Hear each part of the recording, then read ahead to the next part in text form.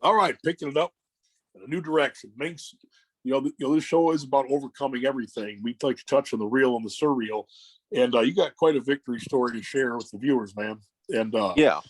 let's talk. I know just you know what I'm talking about. I'm gonna turn it over to you, Dustin. Like, tell us your journey you went through and how you came through it and beat cancer, man, because that's a huge story.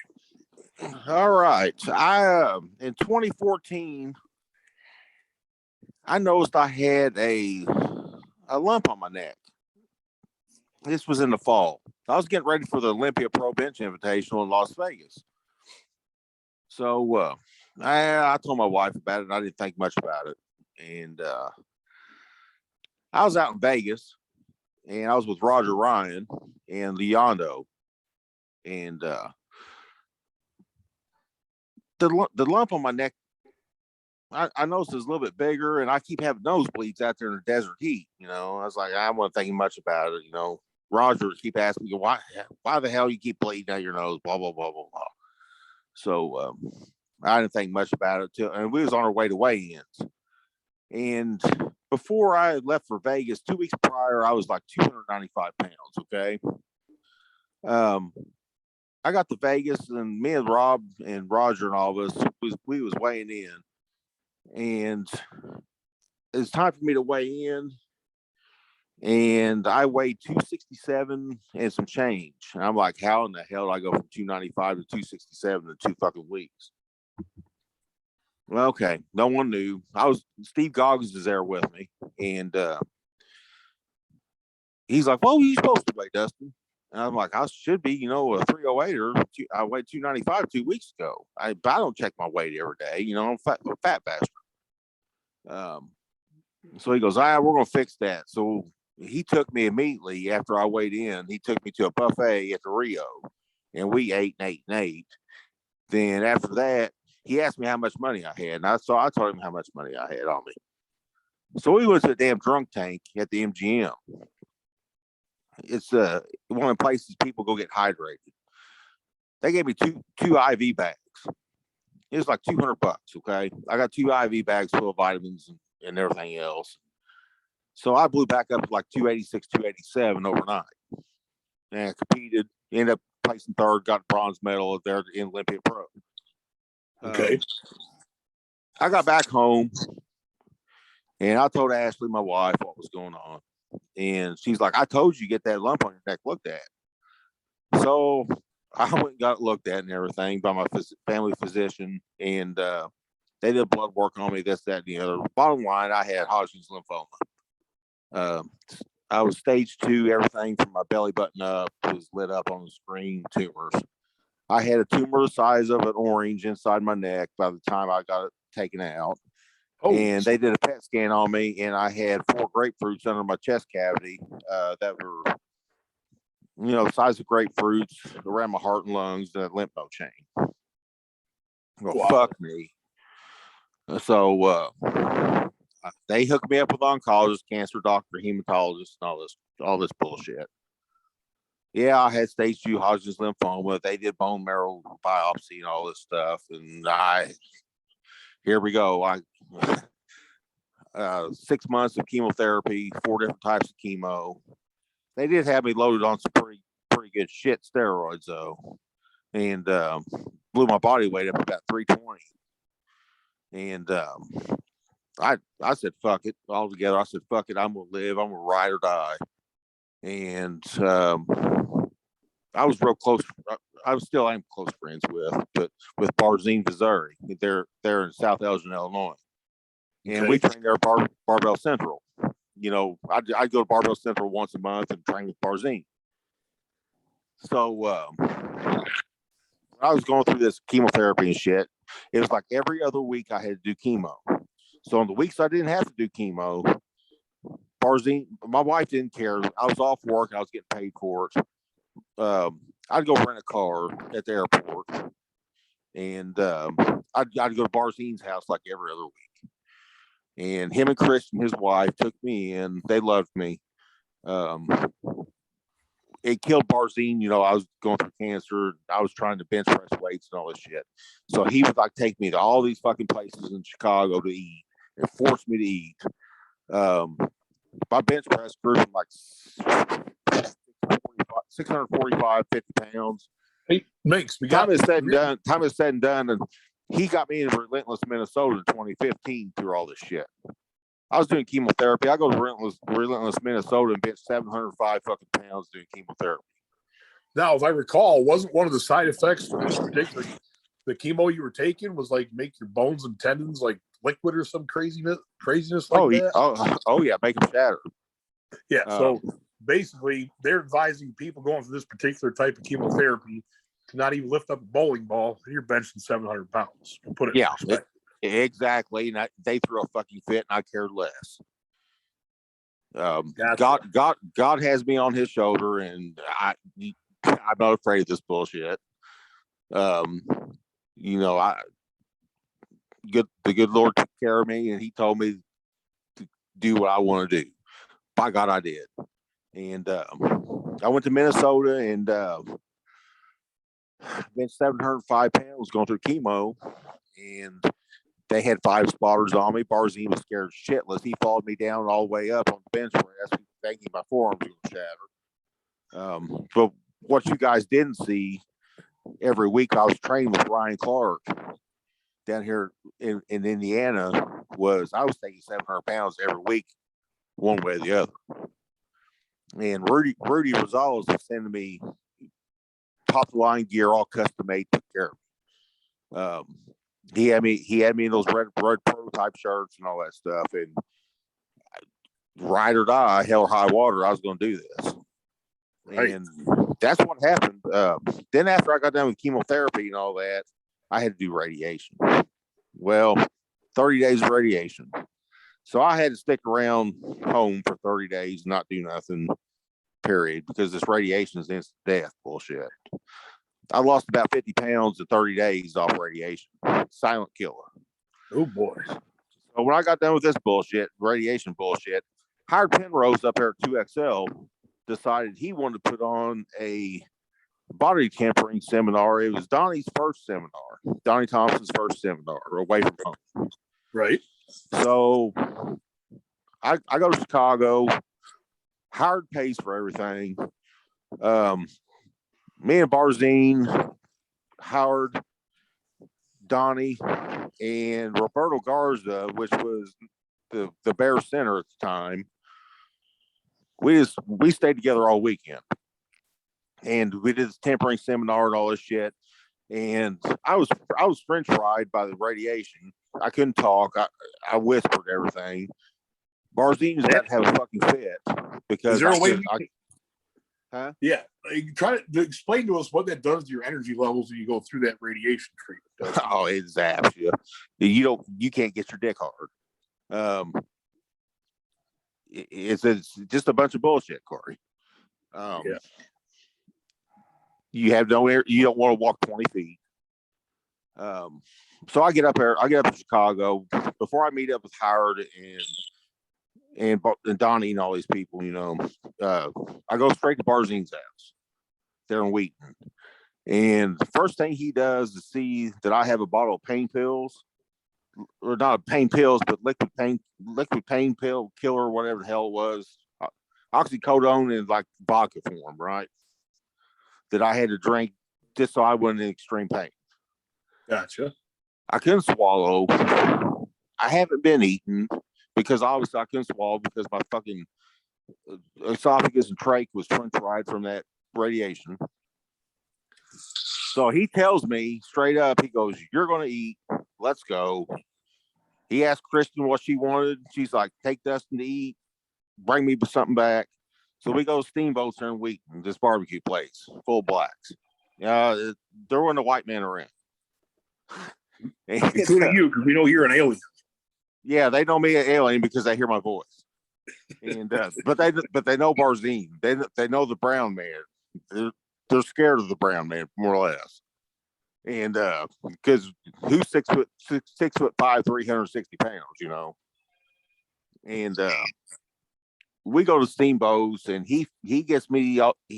We eat and eat and eat. I can't swallow. Fuck, I can't swallow. I'm taking shots of liquid Lortab and trying to put down a pound of brisket burn ends, you know. Right. So we get done with this shit. We go back, give Kristen her food. We sit around, watch TV for 2 hours. He's like, let's go to Gino's Easter Luminati's. Yeah, okay. So we do one of them places, go eat two large stuffed pizzas. I'm about to throw up from all the food in my stomach. I can't swallow anyway. We get done with that. 6 o'clock at night comes around. He's like, hey, chocolate cake shake and Portillo sounds good. So off we go to Portillo's. Each of us drink 2 chocolate cake shakes. And he force feed me for like 4 days in a row. And Howard takes us to all these damn Omega diners, all this bullshit, and Seven Dwarfs, and what the fuck ever.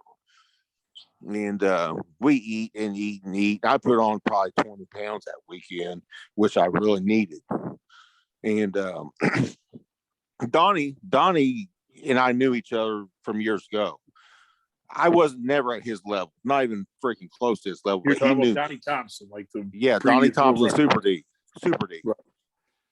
So Donnie takes me under his wing, and Donnie's like hell or high water on me getting well. So Donnie starts programming all these squat workouts and shit for me. He gets me to start squatting again. So here we go. Call Rudy and get Rudy to send me a pair of three ply briefs, and Donnie's getting all this shit lined out for me to squat 900 pounds with 2 fake hips and cancer. I'm going to back you up a little, Minks. I remember you mentioned a couple times, there were some periods of time where you were like, I don't know exactly how you put it, but you'll remember what I'm talking about, where the most trying times, it's like you kind of drifted off to another dimension. It's almost like you had conversation with God or something like that. So let's dig deep into that, Minks, because we already know what it's like to squat and work out. You got that covered. I want to dig into the gut check part of going through this whole process that you had to deal with. Okay, here we go. Chemotherapy kills your brain. It kills your body. These doctors can't fucking fool nobody. It messed my head up pretty bad, okay? I did a lot of bad shit after I got done with chemo. Matter of fact, I'm going through divorce right now. I got hooked on fucking Xanax. I had anxiety and depression real bad after that. Then I got fucking hooked on Xanax from the psychiatric nurse practitioner, that I was going to see him. I was trying to escape reality so bad that I wouldn't take my medicine like I was told. I just take a fucking handful of them and chase them with 6-pack of beer all at once. Just to escape reality. And it fucked my world up. I wasn't being a good dad.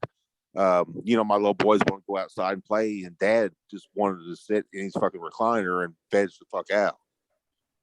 And this shit's real. After chemotherapy, there's people I know anybody and everybody. Everybody knows me down here where I'm from. Right. And hell, I had cousins I didn't even know who the fuck they were. It just shot my brain. Yeah, brother. I never drank hard alcohol, but I'd always drink fucking beer all the time, to escape reality. And it was just a mess. It was just a mess. And it took me to hit rock bottom last June, 5 years after all this bullshit, to bring myself back to life. And that's God's truth. I mean, it was a total fucking disaster for 5 years. It ruined my marriage. My kids finally passed out in my fucking chair. I'd go lift weights to escape reality because that's all I had going on in my mind. I'd go to work, I'd come home, I'd lift weights, and I'd fucking pass out. And it was just constantly escaping reality. And it took me to hit rock bottom to see what the hell's going on. And see what I've lost. As some of those mental faculties come back, like those cousins you said you couldn't remember, have things improved where you can remember those things now? Has it improved over time? Yes. How to deal with it a different way? Yes, it improved over time. But initially, of Corey, I'd go take a piss, and my piss would be red and smell like Drano. It was from fucking chemotherapy. It wasn't blood. Yeah. It was fucking Drano. I take my chemotherapy. I take these three drip bags, right? It takes like 5 hours to get these three drip bags through me, right? Well, I got these 3 drip bags through me. They'd bring in this syringe.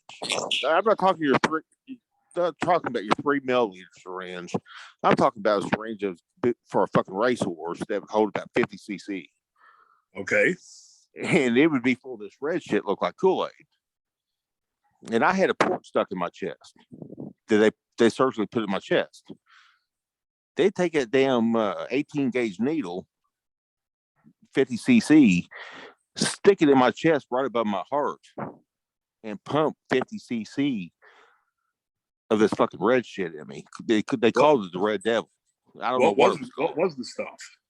It was some type of chemotherapy. Oh, gotcha. That was the chemo. I got you. That was just one of the 4. So they pump like 50 cc in me, right? And I'd have to sit there for hours and stuff. My face would go from being a white man to olive to gray. Okay. And I turned gray. I'd get up and go piss. I'd pull my dick out, take a piss, and fill the toilet full of red shit. And it smelled like fucking Ajax or Drano. Wow. Yeah. Yeah. Would be safe to say that's the hardest battle you've ever had to overcome, man? Yeah, because it fucked everything up in my life. Yeah. Well, what are your plans moving forward, man? Talk to us. Corey, I work 70 hours a week. We haven't filed for divorce yet, but we're going to after my oldest son, which I raised since he's a year old, graduates this June. I want to keep him on my insurance until he goes off to the Navy in June or July. Right. That way he's taken care of. I'm trying to keep a roof over my other 2 little boys' head right now. I'm working like 72 hours. I give my wife 40 hours off the top, and I survive off my overtime, anything over 40 hours. Sure. And I got me a little 1-room apartment, and I'm doing what I have to do right now to make ends meet and take care of both them and take care of both myself. There's this girl that I knew when I was in middle school. She's a year younger than me. Her name is Amy. We grew up together in the same town. We live in a small town, of course. We reconnected about Thanksgiving, and we haven't left each other's side ever since. Gotcha. She's a good girl. She really cares about me. Cares about my well-being, and I care about her as well. Well, I've always known you as a real generous, helpful dude. Like, what did you spend the first half of the day doing today, Dustin? First half of the day doing today, I went to church at 7:00 this morning to a men's meeting, and I stayed for about an hour. I let my pastor know I have other things I need to do, so I can't stay, a full 2 hours, whatever. I went to the Pit Barbell Club in Evansville, Indiana, which is where I live at. They're having the American Drug-Free Powerlifting Federation state championships. I went and volunteered to help people out. There's a girl that's 17 years old. She's a senior in high school, and she's partially deaf. That's got into powerlifting, and the guy that owns the gym is her coach, but he was competing, and they said, "Hey, Dustin, would you take care of this girl?" That's what I do. I take care of people. I make sure I warm people up, make their attempts manageable, make sure their form and shit's all on point. And I took care of this child, and she was successful. She got 2 PRs for the day in the squats and the bench press, and she was about 5 pounds off a PR in the deadlift. which it was her first full meet anyway, just not a push pull. So you expect to be 5-10 pounds down in the deadlift. But that's what I did. Cool. All right, well, Dustin Minks, former Division I college athlete, elite level power lifter, been a coach to a lot of different people, been through hell and high water and back and all that sort of thing. So break us down. What are the next 1 to 2, 5, and 10 years hold for Dustin Minks? What do you got on your horizon? Because I know you got something on your mind. Share it with us. Don't doubt by December I benched 900 pounds. Okay, that'd be pretty elite. I've been to 825 in the past week. I've been to 825, which is like 30 pounds over my all-time PR in a poly shirt from Rudy at Overkill was 782, and that was right after I had cancer while I was training there at Barbell Central. Right. I got into these band shirts. Rob Farrell got me into these band shirts out of Pennsylvania. Everybody's going to the band shirt whether they like it or not. Okay. That's the future. People get all pissed off about it, but the future's gears constantly evolving. Okay. People threw a fit about Enzer Predators and Overkill briefs and Titan Boss briefs at one time. The gangster material, because they were wearing Z suits and denim shirts, but the gear's constantly evolving. Are you gonna go to a fight with a knife or a gun? What are you gonna do? If you're going up against Mendelson, for example, if he's going up against Tiny Meeker, is he going to wear a damn triple ply denim shirt, or is he going to wear a triple ply band shirt? Yeah, he's going for the win and for the record. So you don't take a damn knife to a gunfight. You don't fuel a Corvette with freaking E87 either. I mean, yeah, I got you. It's interesting. Like I remember shortly before Ernie Franz's, maybe a year or so before Ernie Franz's passing, it was like the original bench shirt inventor. And if you don't know who Ernie Franz is, he was like a big influencer in like the strength training and powerlifting world. We've talked about him on the show before. But I shit you not, Dustin, before these band shirts were out, Ernie was at Barbell Central one day and he was like doing on a piece of paper. Like, what are you doing, Ernie? He's like, I think I've got a concept down for a whole new style of bench shirts. It's going to totally change the game.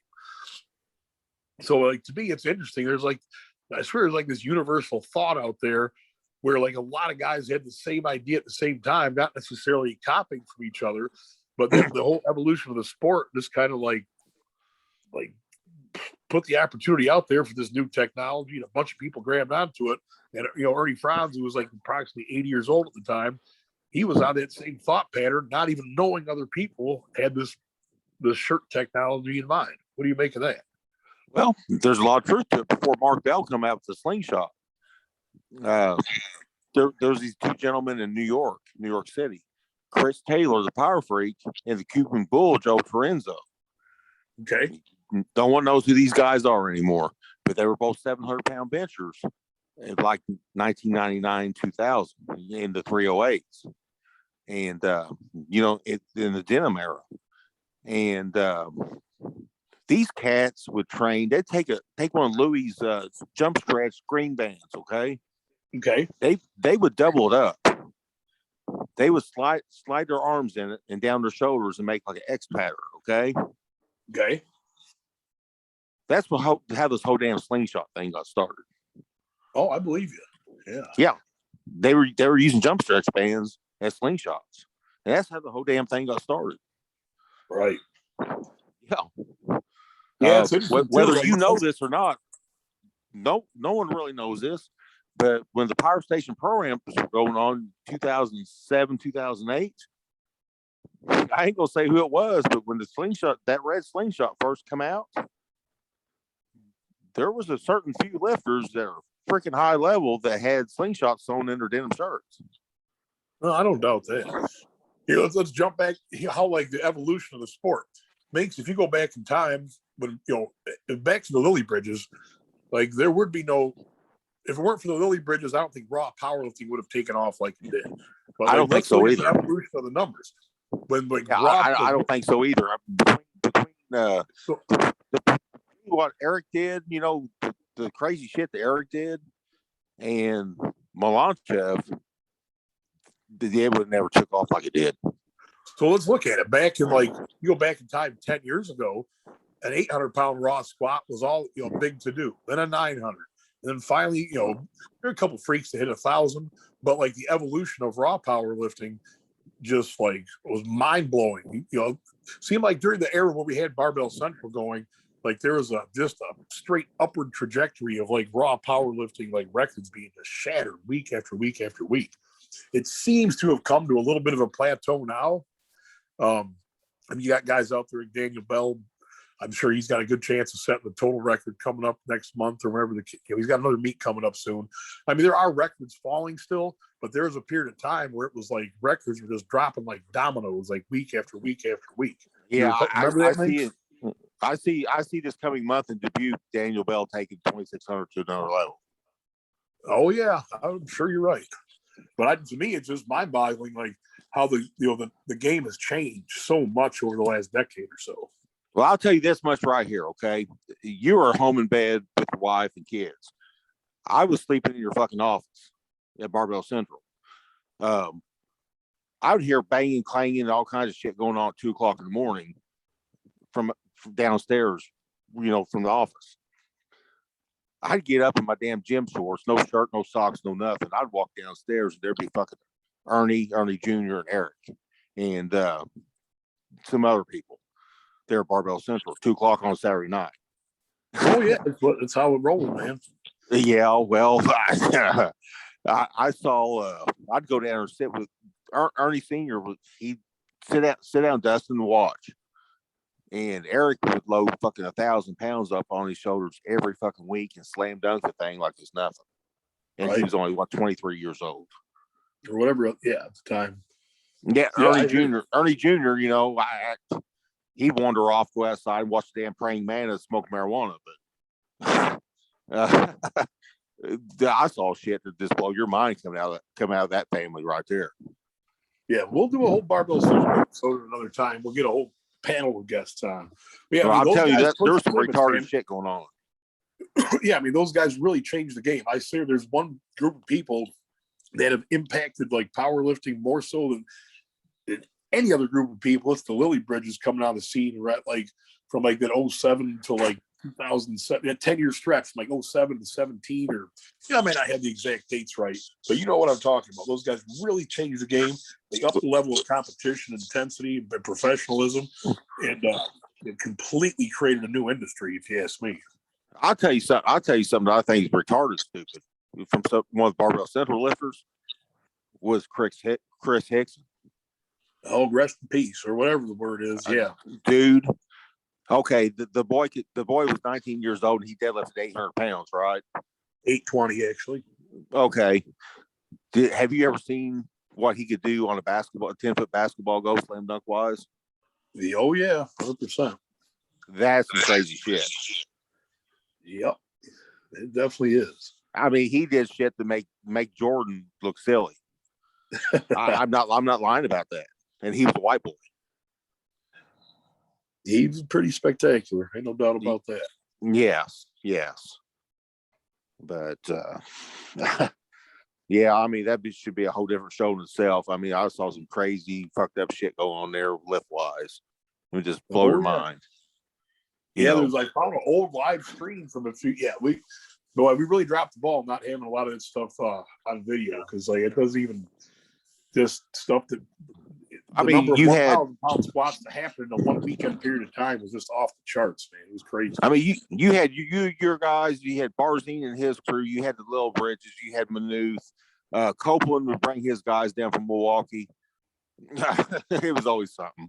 We had guys from California coming in. We had guys all over the country dropping in. It was like very few dull moments. I promise you. And Rodriguez, Ray Rodriguez, he had fucking cancer. He was in there squatting 600 pounds raw, like 200 pounds body weight. Right on. No doubt. I mean, that's crazy shit. I hear you. Yeah, it was something else, man. We'll do a show. We'll do a Barbell Central, I guess call it highlights or whatever. A show. We'll get a good panel in place for that. That would be great. And actually, we are about to run out of time. So any last words you guys want to get out there? No, just thanks for having me on today. I appreciate that. Yeah, you Any bet. advice you give? Any advice on what to do or what not to do for young athletes with some fire in their belly, Minks? If you suck at something, fix it. There you go. All right. Hey, God bless everyone that listened. I got all over the place with today's interview, but that's my boy